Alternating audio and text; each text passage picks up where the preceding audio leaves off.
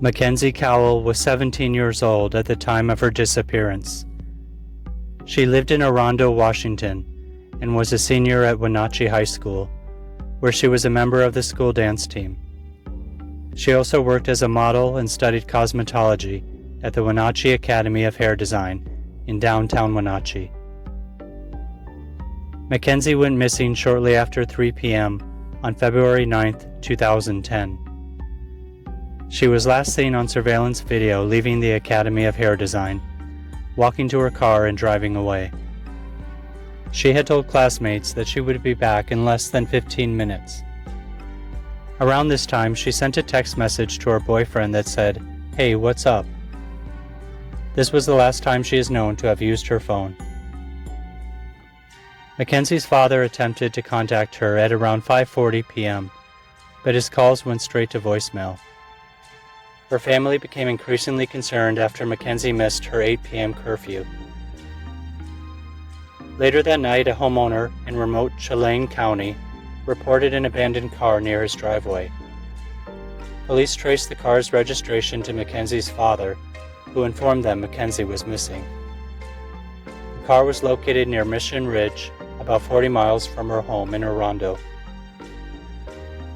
Mackenzie's purse and some clothes were found in the car, although her debit card and cell phone were missing. According to police, only one pair of footprints was found at the scene. The Chelan County Sheriff's Office began the investigation into Mackenzie's disappearance by using a helicopter to search the area near where her car was found. Search warrants were issued for Mackenzie's phone records and social media activity. At the request of the sheriff, the FBI was called in to assist with the investigation. On the afternoon of February 13th, Mackenzie's body was discovered on the banks of the Columbia River near Quincy, Washington, at a resort community about 20 miles away from Wenatchee. She was found fully clothed, with her feet in the water. A vacant house for sale was located about 50 yards from where her body was found. An autopsy determined the cause of death had been strangulation and stab wounds to the neck. Mackenzie also suffered blunt force trauma to the head. The killer had apparently attempted to cut off one of her arms after her death. A knife was found still stuck in her shoulder. Investigators found no evidence that Mackenzie had been sexually assaulted. On February 25th, around 1,800 people attended a memorial service for Mackenzie, which was held at the Town Toyota Center in Wenatchee. The investigation was headed by the Mackenzie Cowell Task Force, a multi-agency police group assembled after the recovery of Mackenzie's body. The task force included law enforcement agents from the cities of Wenatchee and East Wenatchee, and from the counties of Chelan and Douglas. An FBI agent and 2 officials from the U.S. Immigration and Customs Enforcement also assisted the task force. The case was the largest multi-agency investigation in the Wenatchee area since an attempted serial bombing in 1997. Police interviewed over 800 people throughout the course of the investigation. Police initially looked into Mackenzie's boyfriend, as well as her mother's boyfriend. According to police, Mackenzie's boyfriend had failed a polygraph when asked if he knew what had happened to Mackenzie.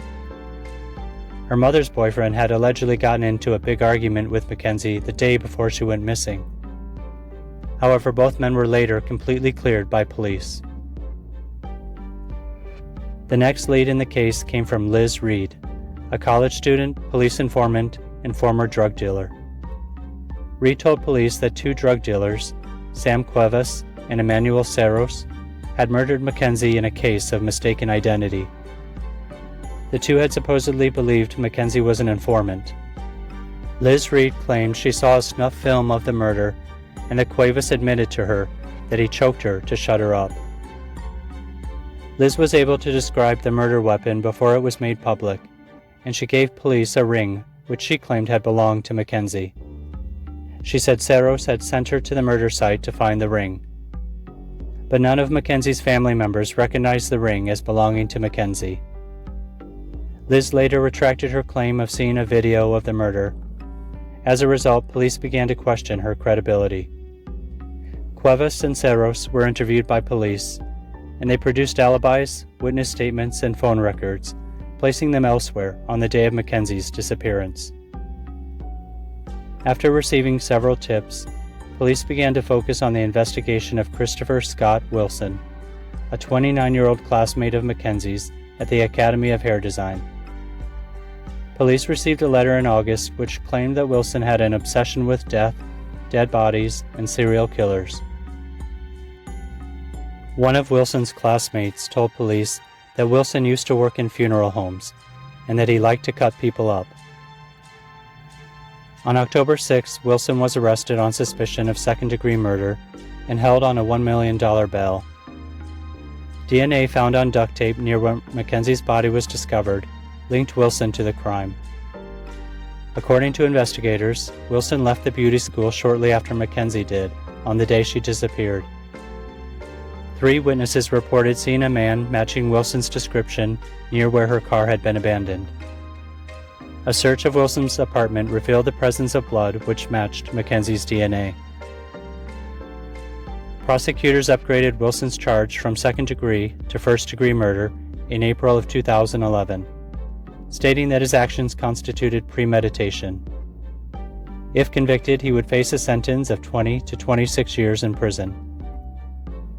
Before the trial began, Wilson rejected a plea deal in which he would have received a prison sentence of about 6.5 years in exchange for pleading guilty to first-degree manslaughter. Wilson's defense team was led by John Henry Brown, a prominent Seattle attorney who had previously represented high-profile defendants, such as Ted Bundy. Brown intended to argue that Mackenzie's blood had been planted in Wilson's apartment. According to Brown, more blood should have been found at the apartment, given the violent nature of Mackenzie's death. The presiding judge ruled that the defense would be allowed to present evidence implicating the previous suspects, Cuevas and Cerros, as the killers. The judge also ruled that the prosecution would not be allowed to bring up Wilson's work history at area funeral homes, or his tattoo of Hannibal Lecter, or his online activity on serial killer forums. After jury selection for the trial had begun, Wilson accepted a new plea deal, thereby reducing the time he might spend in prison. He pleaded guilty to the first-degree manslaughter of Mackenzie Cowell, as well as first-degree robbery for taking her cell phone. He was sentenced to 14 years and 3 months in prison. Wilson would later maintain his innocence, stating that he only pleaded guilty because he did not believe he would receive a fair trial.